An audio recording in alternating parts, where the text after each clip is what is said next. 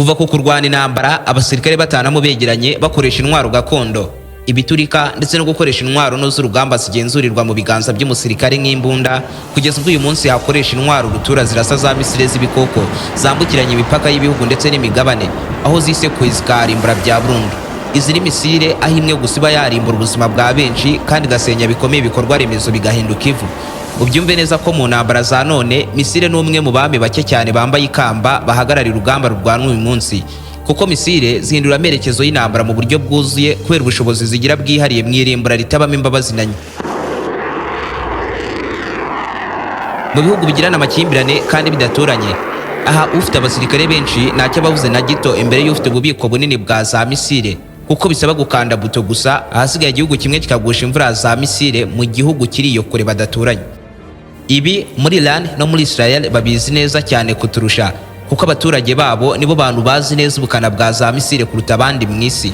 Intambara y'ibi bihugu byombi ahanini ishingiye ku koherezanya za misile amagana ziba zinyuranamo hejuru mu kirere, izerekeza guturutsa Tel Aviv muri Israel n'izijya kurimbura Tehran muri Iran. Ariko iyo havuzwe misile z'ubukana buhambaye ndetse n'ububiko bugari bwa za misile, uru rutonde ruyoborwa n'Uburusiya bwa Putin bukanikurikira mu gukora misile zigira ubuyunguruza intwaro zose z'ubwirinzi bw'ikirere bukomeye mu isi. Ariyo mpamvu rero uyu munsi naguteguriye ikiganiro kigaruka kuri misile 12 za mbere z'Abarusiya zikanganye kurenza izindi mu isi hose, ku buryo zipfukamisha abanzi bose b'Uburusiya kuva ku Banyamerika kugeza ku bagize umuryango wa OTAN.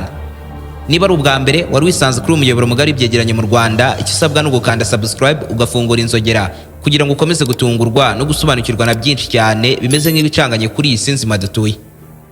Ndi Aime Christian. Ikaze.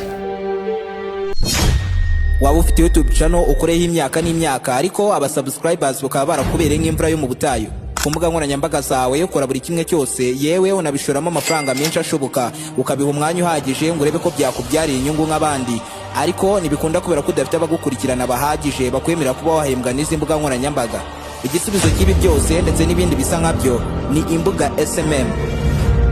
Abahanga mu kuzamura imbuga nkoranyambaga, aho bagufitiye uburyo bwiza bwo kuzamura aba subscribers na views kuri YouTube, bakagufasha kuzamura aba followers bawe kuri Instagram, TikTok, Facebook, X, Snapchat n'izindi mbuga nkoranyambaga zose, bakanagufasha gukora monetization ugatangira kwinjiriza akabagari k'amafaranga kuri izi mbuga nkoranyambaga mu buryo bwihuse bitakugoye, kandi byose ukabihererwa ku giciro gisa nk'ubuntu.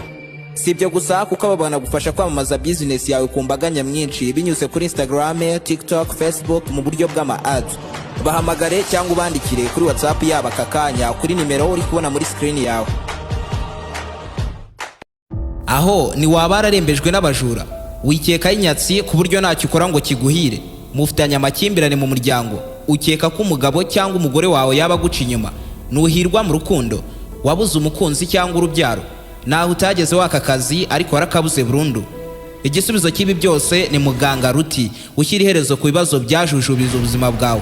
Muganga Ruti atanga umuti ugarura ibyibwe, agatanga umuti urinda abajura burundu, umuti ugaragaza abagabo n'abagore bacana inyuma, agashyira igitinyiro ku muntu cyangwa ikintu runaka, agakiza burundu inyatsi n'ibijyanye nazo, agatanga igihano ku wahemukiye undi, ndetse uyu muganga anatanga umuti ku bakobwa babuze abagabo n'umuti ku babuze urubyaro, agatanga umuti ku babuze akazi burundu, akanavura burundu amarozi y'amoko yose.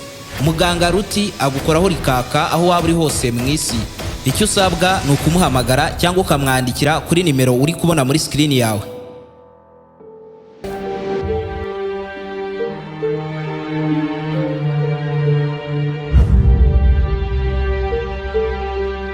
Uburusiya ni igihugu kiza mu myanya y'imbere mu kugira igisirikare gikomeye mu isi hose, ndetse hari naho iki gihugu kibanza imbere kuri urutonde rw'ibihugu bifite igisirikare gitinyitse ku ruhando mpuzamahanga. Gusa ariko mu kugira ibikoresho by'igisirikare bikanganye kurenza ibindi, aho mu Rusiya imbere akanikurikira guturuka ku ntwaro kugeza ku biturika bihambaye nka za misile z'ubukana buhambaye zambukiranya imipaka y'imigabane zogoga ikirere ku muvuduko ku by'inshuro nyinshi umuvuduko usanzwe w'ijwi, ku buryo mu gihe cy'iminota mike cyane zisekura ku ntera ndende ahitwa ko ari kure y'Uburusiya. Izi rero zikaba misile zibarirwa mu itsinda ry'izitwa ICBM, Intercontinental Ballistic Missiles. Ariko se ni gute misile yisanze ari imana y'intambara zigezweho uyu munsi? Byagenze bite ngo Umurusiya ayobora isi yose kuri iyi ngingo yo kugira ububiko bugari bwa za misile nyinshi kurenza ikindi gihugu cyari cyo cyose mu isi? Ibi byose bitangira mu ntambara ya kabiri y'isi yose, urugamba rurimbanije hagati y'ibihugu by'ibinyembaraga. Itsinda ry'abashakashatsi b'abanazi bahagarariwe n'umunazi w'umurakare witwaga Werner von Braun bakoze igiturika cyari kisumbuye ubukana kuruta ibindi biturika byariho muri iyo myaka birwanishwa muri iyo ntambara ya kabiri y'isi yose. Iki gihe abo bashakashatsi cyo baremye bakise Bajaritonkswaffen 2, bihinwa bikaba V2 rocket, ifatwa nka misile ya mbere yabayeho mbere mu mateka yose y'intambara. Yatamirijwe akazina ka A4 Aggregator 4.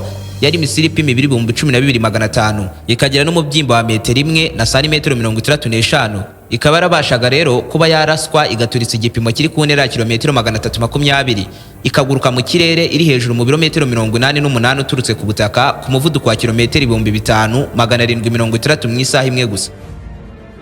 Mu 1944 intambara irimbanije, Abadage nibwo batunguye isi yose, bayitunguza icyitwa misile z'ubukana bw'iturika rihambaye abandi batari bakamenya ngo ni ibiki. Mu kwezi kwa 9 k'uwo mwaka, Umudage yarashize misile mu mijyi ikomeye cyane y'Ubwongereza nka London. Izi misile kandi banaziturikisha imijyi ikomeye cyane nka Antwerp yo mu Bubiligi ndetse na Paris mu Bufaransa. Bitana abasirikari 5,000 n'abasivili 9,000. Abandi basirikari 12,000 bafatwa nk'imbohe z'intambara, bafatwa n'Abadage. Nyuma y'uko intambara isoje, Abadage banatsinzwe, misile zari imari ikomeye cyane ku rwego rw'isi yose. Ubyumve neza ko mu 1947 Abasoviet bashimusa abashakashatsi b'Abadage bagize uruhare rukomeye mu gukora izi misile, ngo nabo babakoreshe mu nganda zabo z'igisirikare mu gukora izi misile zabo bwite. Ni nako byari bimeze ku rundi ruhande rw'Abanyamerika, kuko icyo gihe Leta Zunze Ubumwe za Amerika zarimo zikora operation bise Paperclips yo kuzana Abadage mu nganda zabo ngo babafashe gukora za misile.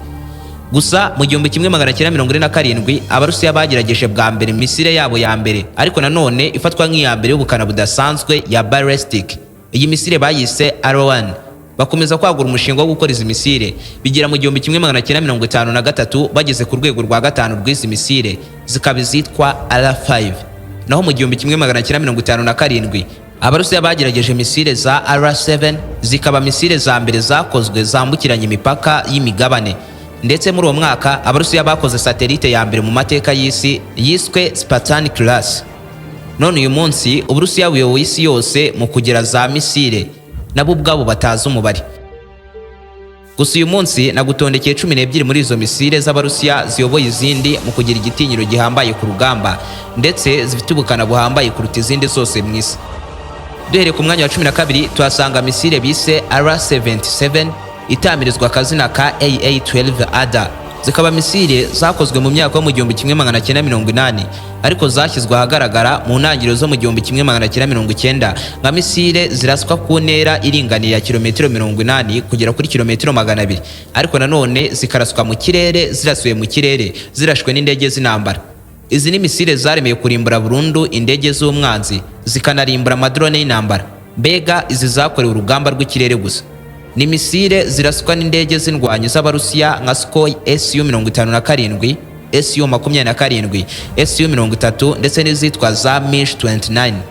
Izi zifatwa mu cyiciro kimwe nka za misile z'Abanyamerika zitwa AM-120 AMRAAM, kuko zose zikoresha ikoranabuhanga rya ARH, Active Radar Homing, ihabwa kode ya Fire and Forget. Bivuze ko izi misile iyo zikimara kuba zaraswa n'indege y'intambara, z'ubwazo zisigara mu kirere ziyobora ku gipimo zoherejweho kurasa, kuko ziba zikoranye radari ishobora kwakira ikanohereza amasinyari zizwi nka radar transceiver. Ubyumve neza ko iyo pilote akirasa iyi misile, ashaka ahita ahindukiza indege ye akikomereza, maze misile y'ubwayo ikomeka igipimo mpaka igiturikije, kuko iyi misile iba iri gukurikirana ubushyuhe bwa moteri y'indege iri mu gipimo ikoresheje ikoranabuhanga rya infrared. Ubwo kandi igakurikira igipimo iri ku muvuduko wa metero 372 mu isegonda rimwe gusa. Imwe muri izi misile ibihagaze 450 by'amadolari y'Abanyamerika, akaba asaga miliyoni 650 z'amafaranga y'u Rwanda. Ku mwanya wa 11 turasanga misile yitwa KH-31, itamirizwa akazina ka AS-17 Clapton. Yakozwe bwa mbere mu 1980, ishyirwa mu bubiko bw'Abarusiya mu buryo bwuzuye mu 1990, ariko izi misile zigabanyije mu matsinda abiri, ariyo KH-31A, zikaba misile ziraswa n'amato y'intambara. Hakaba n'ubundi bwoko bwa KH-31P zakorewe kwangiza burundu radari z'Abanyamerika ndetse n'iz'abagize umuryango wa OTAN. Izi misile nazo rero ziyobora ku gipimo kimwe nka R77 twavuze mu kanya, kandi izi nazo ziraswa n'indege z'indwanyi nka Su-27, Sukhoi Su-57 ndetse na za MiG-29. Misiri imwe muri izi iba ifite ibiro 610 ikagira metero 5 na santimetero 30 z'uburebure no mu byimba milimetero 360, ikaraswa ku ntera ya kilometero 110 ku muvuduko wa kilometero 2520 mu isaha imwe gusa, ku buryo bigoye ko wayihagarika ukoresheje intwaro z'ubwirinzi bw'ikirere. kandi aho iyi misile yituye iharimbura yihanukiriye. Imwe gusa muri zo rero ibihagaze miliyoni 1,100,000 by'amadolari y'abanyamerika, akaba arenga miliyari 1 na miliyoni 589 z'amafaranga y'u Rwanda. Ku mwanya wa 10 muri misile z'Abarusiya zikanganye kurenza izindi mu isi ku buryo abanyamerika bazitinya ku rwego rwa nyuma, bazita 9M96. Iyi ni misile y'Abarusiya iraswa ku ntera iringaniye ikarasirwa ku butaka ariko ikarimbura igipimo kiri mu kirere, irashwe n'intwaro z'ubwirinzi bw'ikirere z'Abarusiya zo mu bwoko bwa S-350 VTS ndetse n'ubwirinzi bwa S-400 nabwo bw'Abarusiya. Izi ni misile zakorewe kwangiza burundu indege z'indwanyi, amadrone, zikanashwanyaguza burundu misile balistike zigahinduka ubufu. Ni misile ziraswa ku ntera kilometero 150 igaturitsa igipimo kiri ku butumburuke bwa kilometero 20 ku muvuduko ukubye inshuro zirengenye umuvuduko usanzwe w'ijwi, biyemerera guhagarika ibipimo byose bishoboka ku muvuduko wose byaba biriho. Isibye kuba izi misile zikurikirana mpaka igipimo zigishwanyuje, zinagira ubushobozi bwa hit to kill. Ni ukuvuga ko izi misile zigikora ku ndege cyangwa misile balistike zita zishwanyuka na mbere y'uko iyi misile iturika, kandi zikoze ku buryo zitakwinjirirwa mu buryo bw'ikoranabuhanga.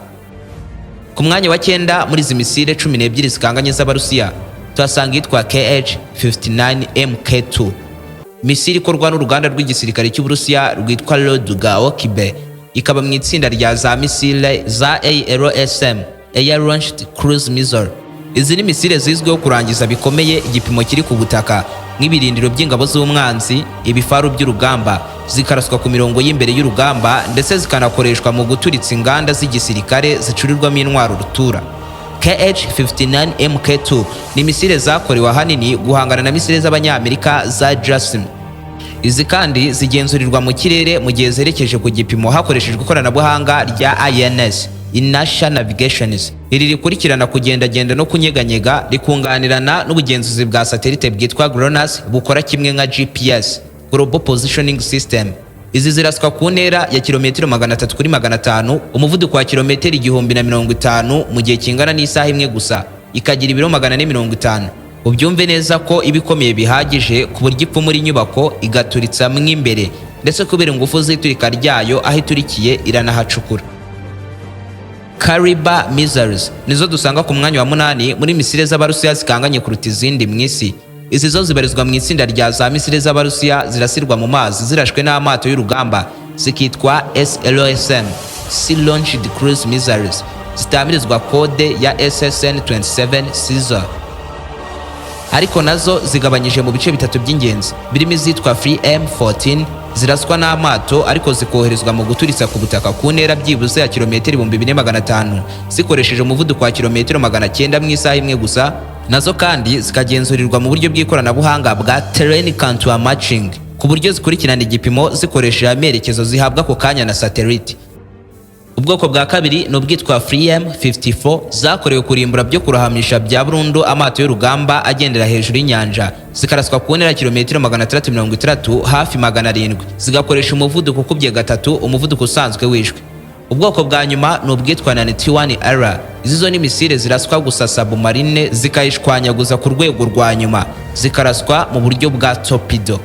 Izi misile zakoreshejwe bwa mbere muri Syria mu 2015, zongera gukoreshwa mu ntambara y'Abarusiya na Ukraine mu kurimbura bikomeye ibikorwa remezo, ibigo bya gisirikare no gushwanyaguza ubwirinzi bw'ikirere bwa Ukraine.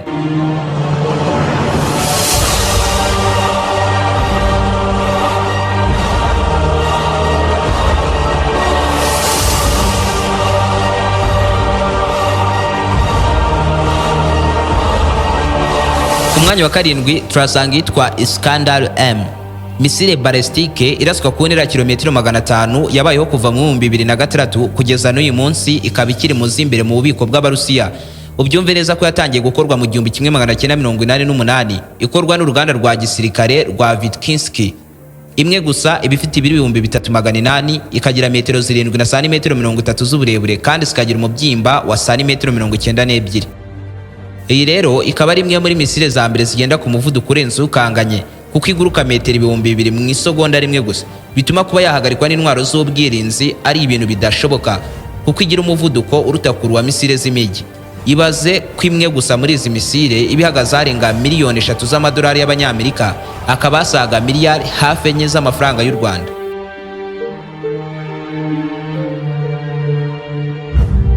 Ku mwanya wa gatatu turasanga itwa KH-47M2 Kinzhal.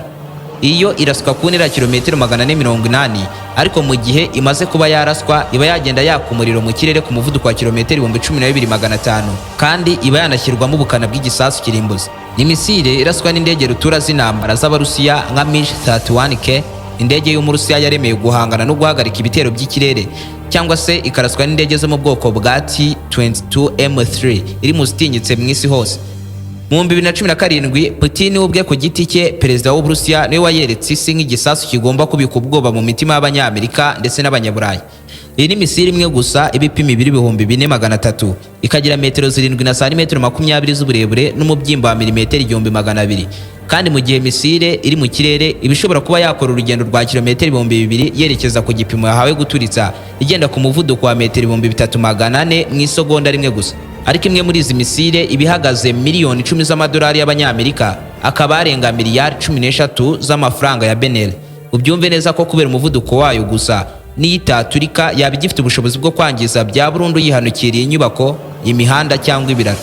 Mu gihe noneho iyi misile yikoreye ibiturika kirimbuzi iba yatera iturika rifite ingufu za kilotoni 500, ubukana buruta kure ubw'igisasu cy'Abanyamerika barashe Hiroshima mu Buyapani mu 1945, kuko ibarwa ko iyi misile iramutse ishyizwemo ubukana bw'igisasu kirimbuzi abarenga miliyoni bahita bapfira muri iryo turika, hatabazwe andi mamiliyoni yakomerekeramo bikabije.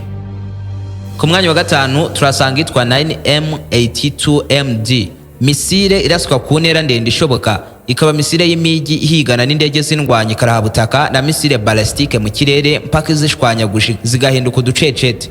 Igikoreshwa n'intwaro z'ubwirinzi bw'ikirere z'Abarusiya nka S-300V4, ikoherezwa ku gipimo kiri mu birometero 400 bigira misile ya mbere ku isi irasirwa ku butaka ikaraswa kure hashoboka mu kirere. Ibaze ko iyi misile ihagarika ikanazimya burundu misile balistike iri mu ntera ya kilometero 40 ku butumburuke bwa metero zirenga 30,000 turutse ku butaka, kandi kagenda ku muvuduko ukubye inshuro zirenga 8 umuvuduko w'ijwi risanzwe, biyemerera guhiga no guhagarika misile balistike zose z'Abanyamerika. Izi zatangiye gukorwa kuva mu 1978 mu ntambara y'ubutita, ariko igiciro cyayo gituma benshi bacika intege ku kuba bayigura ku Burusiya, kuko misile imwe gusa muri izi ibihagaze miliyoni 150 z'amadolari y'Abanyamerika. Aya akaba aruta kure ashorwa mu ngufu zose z'umutekano mu bihugu bito bikiri mu nzira y'iterambere, cyane cyane ibibarizwa ku mugabane wa Afurika. Muri misile 12 za mbere ziyoboye izindi mu bubiko bw'intwaro z'Abarusiya ku buryo zabitse ubwoba bukomeye mu Banyamerika ndetse n'abagize umuryango wa OTAN. Ku mwanya wa kane turasanga itwa Foray N6. Iyi ni misile buri mupilote wese w'umunyamerika atinya ku rwego rwa nyuma, kuko iraswa gusa n'intwaro z'ubwirinzi bw'Abarusiya bwa S-400 Triumph. Ikaba imwe mu ntwaro z'ubwirinzi zikanganye mu isi hose, kuko uyifite nta ndege cyangwa misile yahasunutse amazuru, kuko kuba wayica muri humye ni ibintu birenze kuba bidashoboka. Ibaze misile yoherezwa gushwanyaguza burundu misile cyangwa indege ndetse n'amadrone biri mu ntera y'ibirometero 400 biri ku butumburuke bwa kilometero 30 kuri 45 turutse ku butaka. Iyi misile kandi ikaraswa igenda ku muvuduko wa kilometero 4 na metero 800 mu isegonda rimwe gusa. Ibi biyemerera guturitsa igipimo cyose gishoboka kiri mu kirere mu masegonda ari munsi ya 20, kandi kubera umuvuduko wayo bituma yitambika misile zibaho n'izitabaho. Ubyumve neza ko intwaro zose ziba ziteretse ku butaka zuzuzanya mu kurasa iyi misile ziba zihagaze miliyari 1 na miliyoni 250 z'amadolari y'Abanyamerika. Ku mwanya wa gatatu turasanga itwa SSNX-30, itamirizwa akazina ka CM56 Brava. Iki ni kimwe mu bisasu kirimbuzi bitinyitse kuruta ibindi byose biri mu bubiko bw'intwaro z'Abarusiya ku buryo Abanyamerika bayumvishe bahaba. Bikaba ibisasu biraswa gusa n'amato y'intambara agendera munsi y'inyanja azwi nka za submarine. Izi zo zashyizwe ku mugaragaro mu 2018 bikozwe na Perezida Putin ubwe igihe yatangarizaga isi ko afite misile zarimbura aho ashaka hose mu gihe abishakiye. Ubyumve neza ko atari buri submarine yose ibasha kuba yarasize misile, kuko iraswa gusa n'amato ya za submarine yihariye yaremeye kurasa ibisasu cy'Irimbuzi. Iyi misile yogoga ikirere ikagenda ku ntera ya kilometero 10,000 bituma yambukiranya inyanja n'imipaka y'imigabane igaturitsa igipimo kiri kure hashoboka. Iyi rero ibireshya na metero 12 z'uburebure, igapima toni 36 n'ibiro 800 kandi ikaguruka ku muvuduko wa metero 7,000 mu isegonda rimwe gusa, ni ukuvuga kilometero 7 muri buri segonda. Uyu muvuduko ubukubye inshuro hafi 21 umuvuduko usanzwe w'ijwi. Guturuka mu Burusiya ikabaraswa muri Amerika ni ibintu byatwara iminota 25 yonyine. Iyi misile rero ikaba inakoranye cyitwa MIRV, Multiple Independent Target Reentry Vehicles. Ibi bivuze ko iyi misile iba yubakanye ibice birenga 10 bigiye bitandukanye by'ibiturika bishobora guturitsa ahantu hagiye hatandukanye ariko hegeranye. Ibaze ko agace gato muri ibi bice by'ibiturika bigenda kuri iyi misile kiba cyatera iturika rya kilotoni 150. Bivuze ko iyi misile yose yiteranyirije hamwe yabyara iturika rya megatoni, ingufu zingana n'amamiliyoni y'amatoni. Ibaze ko agace gato katera iturika rikubye inshuro 10 iturika ry'igisasu cy'Abanyamerika barashirishima mu Buyapani kikabapfukamisha mu 1945. Naho ibice byose byakwibumbira hamwe bigatera iturika rikubye inshuro zirenga 80 iby'igisasu cyiswe Little Boy cyahitanye abarenga 80,000 cyaturikiye mu Buyapani mu mpera z'intambara ya kabiri y'isi yose. Ubyumve neza ko agace gato karimbura hafi umujyi wose mu mijyi ikomeye mu isi, kuko kamwe konyine katera iturika rihambaye ku murambaro wa kilometero 1 gusa ibihari byose bigahinduka umuyonga n'ivu. Iri turika kandi rigasenya amazu yose yubatse mu birometero 6 uturutse aho cyaturikiye, kandi kigatera ubushyuhe bukabije mu ntera ya kilometero 12 uturutse ahabereye iryo turika nyakuri. Kuba igizwe n'ibice bigiye bitandukanye rero bifasha ino misile kuba yaba ari imwe igaturitsa ahantu h'ingenzi hose mu gihugu kimwe, haba ibikorwa remezo, ibirindiro bya gisirikare n'ahandi hagiye hatandukanye. Kubera ubukana bw'iyi misile kandi Abarusiya bayibikiye kuzayiturikisha uzabatinyuka akabohereza igiturika cy'Irimbuzi. Ku mwanya wa kabiri turasanga misile yitwa RS-24 years. Iyo yashyizwe ahagaragara mu 2010 ukozwe n'uruganda rw'igisirikare cy'Uburusiya rwa MITT, Moscow Institute of Thermotechnology. Iyi nayo yambukiranya inyanja ndetse n'imipaka y'imigabane, kuko iraswa ku ntera ya kilometero 11 irasuye ku kimodoka rutura cyo mu bwoko bwa TEL, Transporter Erector Launcher, kandi nayo ibigizwe n'ibiturika bito bito bigera ku 10. Buri kimwe muri ibyo biturika cyatera iturika rya kilotoni 150 kimwe nka misile ya Brava tuvuyeho mu kanya. Gusa yo aho ibera kaga nuko irasirwa mu bwihisho bukomeye cyane ku buryo biyorohera kugwa gitome gipimo ikagishwanyaguza yihanukiriye. Ubyumve neza ko iyi misile itera iturika rinini ku murambaro wa kilometero 1 gusa rigatera irimbuka ry'ibintu byose biri muri kilometero 4 kuri 5, naho amazu yubatse ku murambaro wa kilometero 8 agasenyuka bikabije. Kandi binanone bigatera ubushyuhe buri ku kigero cyo hejuru ku buryo butwika bugakongora uruhu rwa buri wese uri mu ntera ya kilometero 50 uturutse ahabereye iturika. Mu mateka yose y'intambara ndetse n'ikorwa ryose rya za misile, misile ya mbere ibaho mu mateka y'isi itinyitse kurenza izindi zose ni y'Abarusiya, ndetse ni naho dusanga ku mwanya wa mbere kuri uru rutonde. Yitwa RS-28 Samad, abenshi bakunze kwita Satani kabiri. Iyo rero iraswa ku ntera y'ibirometero 18 biyemerera kuba yaraswa ariho hose mu isi biyitwaye iminota 30 gusa, kandi kagenda ku muvuduko wa kilometero 24,500 mu isaha imwe gusa, kandi kagurukira ku butumburuke buruta kure ubw'izindi misile zose, kuko yo igendera muri kilometero 1000 uturutse ku butaka, aho itabonwa n'intwaro z'ubwirinzi cyane cyane z'Abanyamerika. Imwe gusa muri izi misile iba ifite toni 200, ikagira uburebure bwa metero 7 n'umubyimba wa metero 3. Nayo rero ibigizwe n'ibiturika 20 bishobora guturikira ahantu hagiye hatandukanye, buri kimwe muri byo cyatera iturika rya kilotoni 500, bituma rero yihurije hamwe yaturitsa bya burundu imijyi ikomeye mu isi nka New York cyangwa Tokyo mu Buyapani, ikaharimbura burundu, kandi iba yanasiba ku ikarita uduhugu duto duto mu isi. Naha dusoreje ikiganiro cya none, ariko mu gihe wifuza kujya ubona ibiganiro nk'ibi n'amakuru agezweho mu bambere, biragusaba kunyura muri chaîne yacu ya WhatsApp iri mu mazina ya Aime Christian. Ushobora gukurikirana unyuze kuri link iri muri comment ya mbere. Niba wishimiye ibyo dukora, ushobora no kudukurikirana ku mbuga nkoranyambaga zacu zirimo Instagram na TikTok. Dukoresha amazina ya Aime Christian 01. Niba ari ubwa mbere kandi wari wisanze kuri umuyoboro mugari w'ibyegeranyo mu Rwanda, icyo usabwa ni ugukanda subscribe ugafungura inzogera kugira ngo ukomeze gutungurwa no gusobanukirwa na byinshi cyane bimeze nk'ibicanganye kuri iyi sinzi madutuye. Ndi Aime Christian. Naho butaha.